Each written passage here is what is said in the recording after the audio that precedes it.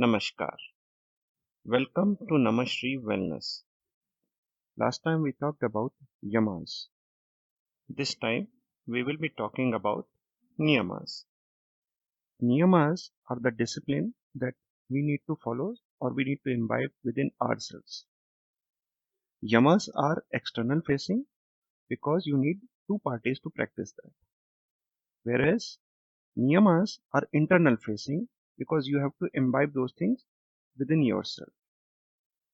Just like yamas, there are 5 niyamas.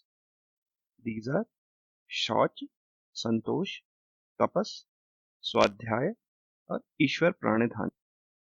Let us deep dive into each one of them. First one is शौच. शौच means purity. Purity in 3 forms: physical, oral and mental. For physical and mental purity, there are multiple shuddhi kriyas like we have dhoti, bhasti, neti, nauli, tratak or kapalabhati.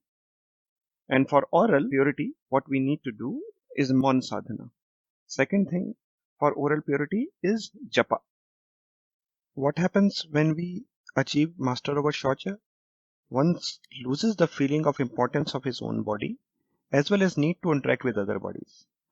Along with that, he will be having a calm mind and victory over its organs. Now let's talk about santosha. Santosh means contentment or satisfaction. If you see, all the acts by any of the creatures in this world are done towards either mental or physical contentment or satisfaction.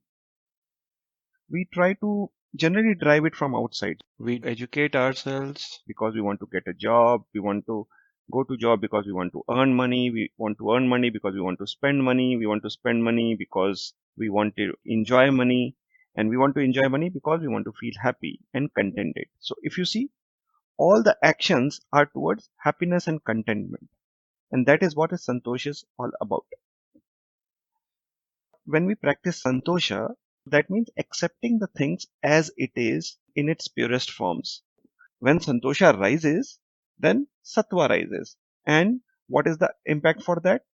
We get maximum happiness when we establish ourselves in santosha. The third one is tapas. Tapas is austerity, perseverance. So this is done even if there is a discomfort in our mind or body, one should still continue to do the act, right? Whatever activity or vow or commitment he has taken with good intentions. There are 3 types of tapas. One is sattvic tapas. The tapas which is done without any intentions is called sattvic tapas. Rajasic tapas is the tapas which is done for fulfilling certain intentions. And tamasic tapa is done to harm somebody or to generate certain negative results. So these are the 3 types of tapas. Sattvic tapas without any intentions, type of tapas that Hanuman has done without any intentions. That is sattvic tapas. Rajasic tapas is the tapas which Ram has done. When he killed Ravana, he wanted to get rid of Brahmahatya. So he performed 1 year of tapas. So that is Rajasic tapas, the tapas which is done with certain intentions to fulfill certain things. And tamasic tapas is the tapas which is done to fulfill certain aspects which are intended to harm some people, like the tapas done by various asurs like Bhasmasur or Ravana and other folks. So those are tamasic tapas. And what happens when the tapas is established? So tapas burns all the impurities or ashuddhis.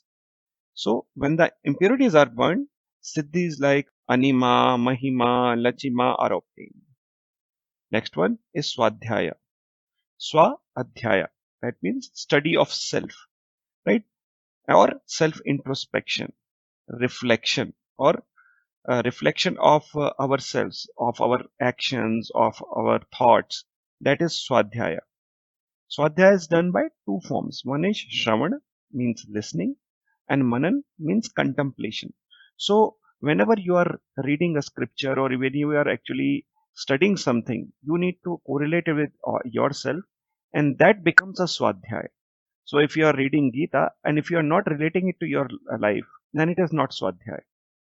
When you just look at certain thing in the life and you correlate it with your life and try to introspect on it, that becomes a swadhyay. Even if you are watching a movie, even if you are actually taking a walk in the garden, so all these things are swadhyay. And what is the intent of swadhyay, or what is the result of swadhyay? Whatever aspect you focus on in swadhyay. So japa is a very good tool for doing swadhyay. So whatever aspect of swadhyay you are working on or you are focusing on, that appears in front of you. The last one is Ishwar Pranidhana. What does it mean? Ishwar means the Brahman. It is the self with all the capabilities and qualities. That is Ishwar, right? And Pranidhan means Pranidhan, seeing. So seeing the God as it is called Ishwar Pranidhan. We need to surrender to Ishwar with complete faith. Then we'll be able to realize Ishwar Pranidhan. Let me give you an example. Pranidhan also means, dhan means rice, the raw rice, the rice crop, right?